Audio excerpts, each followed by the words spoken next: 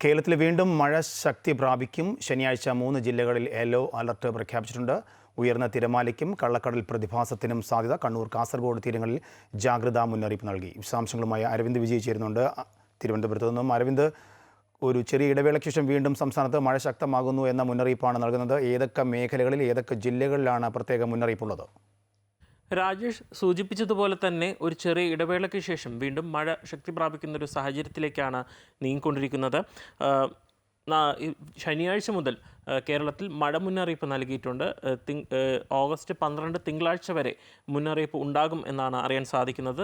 ശനിയാഴ്ച 3 ജില്ലകളിലാണ് yellow alert പ്രഖ്യാപിച്ചിരിക്കുന്നത്. പ്രധാനമായും ഇടുക്കി, പാലക്കാട്, മലപ്പുറം ജില്ലകളിലാണ് ശനിയാഴ്ച യെല്ലോ അലർട്ട് നൽകിയിരിക്കുന്നത്. ഞായറാഴ്ച 5 ജില്ലകളിലാണ് യെല്ലോ അലർട്ട് നൽകിയിരിക്കുന്നത്.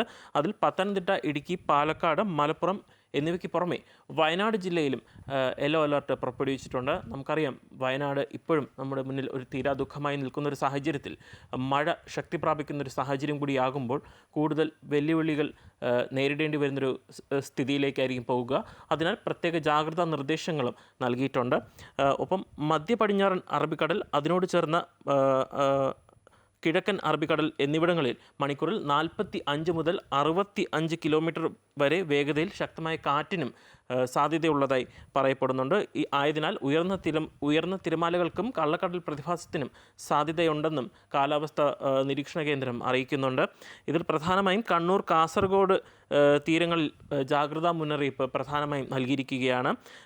ഈ 2 ജില്ലകളിൽ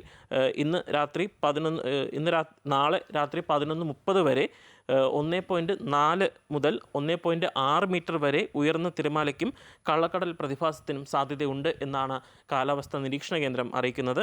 അതേസമയം കേരള, കർണാടക, ലക്ഷദ്വീപ് തീരങ്ങളിൽ മത്സ്യബന്ധനത്തിന് നിലവിൽ യാതൊരുവിധ വിലക്കും ഏർപ്പെടുത്തിയിട്ടില്ല എന്നും അറിയിക്കുകയാണ്. രാജേഷ്. അരവിന്ദ് വിജയാണ് തിരുവനന്തപുരത്ത് നിന്നും വിവരങ്ങൾ നൽകിയത്.